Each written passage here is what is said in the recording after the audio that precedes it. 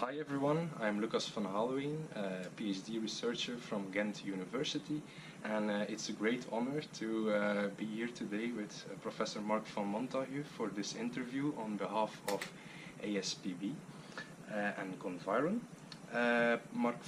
Professor Marc van Montagu is a very well-known scientist, especially known for the discovery of the TI plasmid, and he's actually the father of the modern plant biotechnology.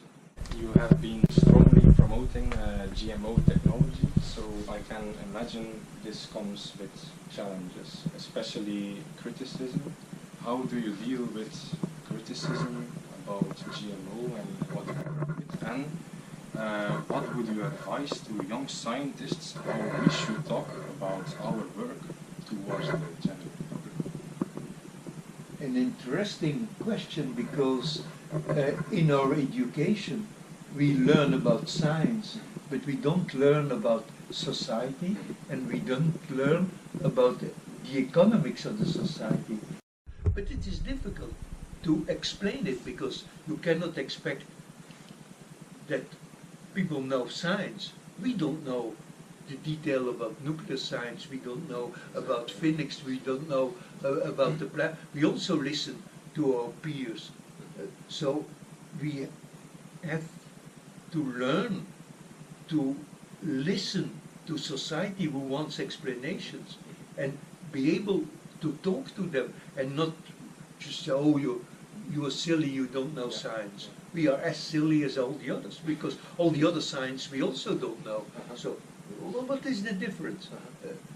And if people are convinced of that and are sincere in understanding that we have rationality, and that life is not rationality, because then we would be robots. Everything would be simple. But we have, and that evolved our neurobiology with all the other steps that are evolved. And that we have to be able to communicate, that the beauty of life that we feel is the emotions. And all the emotions were there to survive, because if the life is too harsh and you don't have hope and you don't have fantasy, you cannot survive. Before all the technology was there. If you have fear of science, but you need to have fear, because in the world before, when humans 30, 40, 50,000 years ago, if they didn't have fear, they were eaten or bitten or destroyed. So we are with a neurobiology that the unknown gives fear. So try through rationality to say that it's good to have fear for the unknown, but what is an unknown? And explain what is a technology. But a car is extremely dangerous, but nobody is afraid of a car because we have a system to work with. Apart from your academic research career, you also founded several companies such as Crop Design.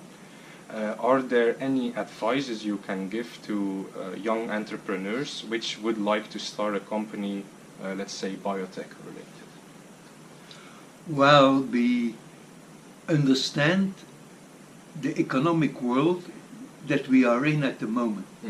Don't dream of another solution. First, go to the reality, otherwise you will not survive. So see if the product that you want to make has a meaning economically, not scientifically. Yeah, that's true. And that is what you have to do. Focus and see that you, and also see that you have the tools to make very rapidly the product you want to make. And already know that we live in a world of regulatory, and that you will use and need most of the money for lawyers and regulatory sequences, and not for science. Don't think that you make a science lab.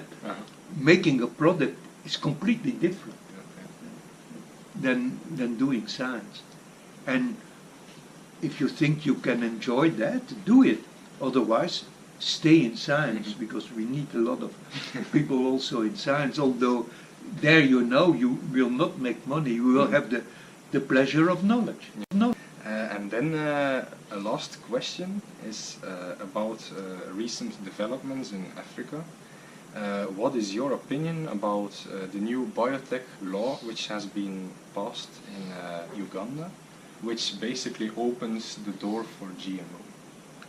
Well, finally, I would say, and that's the wisdom of the president of Uganda, that he took the step, and I hope that at least the neighboring countries with who they are in a kind of economic union, Kenya, Tanzania, Rwanda, that they will follow, because it's badly needed.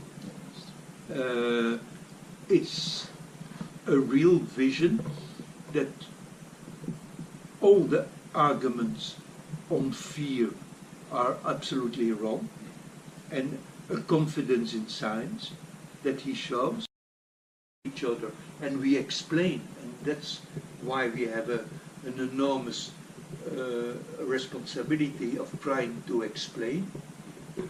And we should also see that in Africa there is an enormous oral tradition, so people listen, and if you talk about arguments, you have a chance. So let's be optimistic. On behalf of ASPB, I want to thank you very much, Professor von Montagu, for your time and sharing your perspectives and advices with us. You have to do it. It's the young people of ASPB who have to do it. So it's not me who will do it. So it's very important. But we are inspired by you. So thank you very much.